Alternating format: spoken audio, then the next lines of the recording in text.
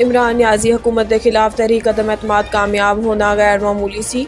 वज़ीर आज़म शहबाज शरीफ ने वज़ारत उज़्मा दा मनसब संभालना 1 साल मुकम्मल होने ते बयान किया है कि जदों इक़्तिदार संभाला ते हालात इंतहाई मुश्किल सी ते मुतअद्दिद चैलेंजेस का सामना सी। वज़ीर आज़म का मजीद कहना सी कि इमरान नियाज़ी हुकूमत के खिलाफ तहरीक अदम एतमाद कामयाब होना गैर मामूली वाक़या सी। इस तो वजह सिर्फ ए नहीं कि अदम एतमाद तो बाद PDM की हुकूमत इक़्तिदार च आई, बल्कि ए वो मौका सी जब पाकिस्तान की तकरीबन तमाम सियासी कुव्वतां ने मिल के गैर मकबूल हुकूमत नूं आईनी तरीके नाल हटाने लई पार्लीमेंट का फोरम इस्तेमाल किया। इन्होंने कहा है कि मुख्तलिफ मंशूर रखने वाली जमातों ने कौमी मुफाद ते यकजहती का मुजाहरा किया, जो मुल्क के सियासी इनकलाब की तरफ अहम पेशकदम सी।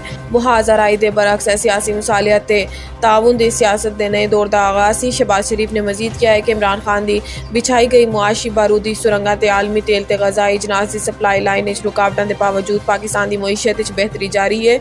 दिवालिया होने की तमाम पेशन गोइयां गलत साबित हुई। मुल्की मईशत बहाल करने लई हुकूमत मुखलिसाना कोशिशां कर रही है। वज़ीर आज़म ने कहा है कि PDM की हुकूमत पाकिस्तान FATF दी ग्रे लिस्ट तो निकलने लई कामयाब होएगा। ए बेहतरीन वजारती राबताकारी दे नाल नाल अस्करी क़यादत ते ताउन की बदौलत होया। एक तवील सफ़र सी, लेकिन मुसलसल कोशिशां ने इनू मुमकिन किया।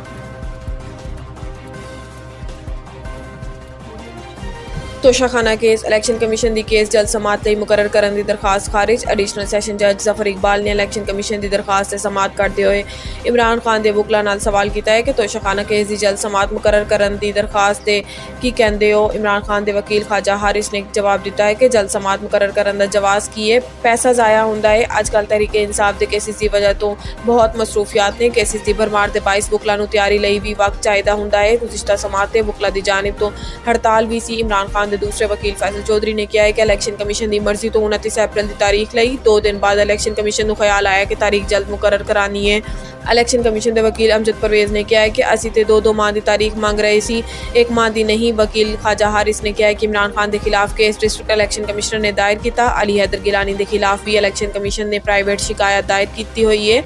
अली हैदर गिलानी के खिलाफ केस गुज़िश्ता साल दायर किया गया, 1 साल हो गया तो अली हैदर गिलानी के केस हुण तक फर्द जुर्म आयद नहीं हुई।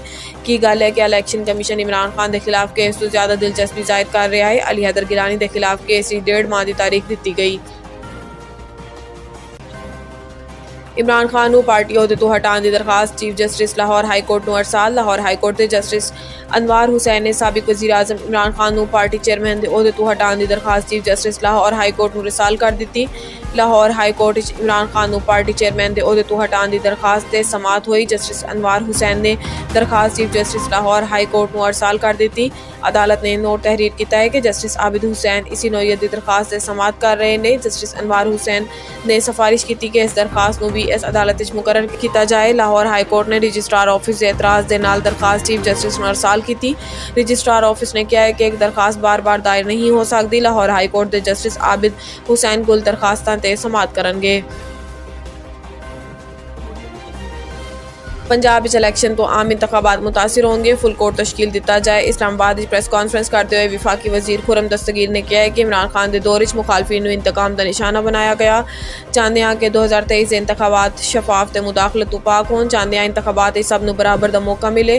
खुरम दस्तगीर का कहना है कि 2018 के इंतखाबात धांधली तो PTI इकतदार आई। 2018 के इंतखाबात तो बाद नून लीग नूं निशाना बनाया गया।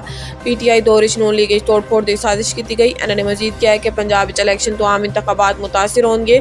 पंजाब मुल्क की 55% आबादी वाला सूबा है। पंजाब इंतखाबात के छोटे सूबा नूं तहफुजात ने। विफाकी वजीर तवानाई ने कहा है कि पार्लीमेंट की मुश्तरका इजलास एक नाल इंतखाबात की करारदाद मंजूर हुई। मरदमशुमारी तो बाद नई हल्का बंदियां ते फिर इंतखाबात होंगे।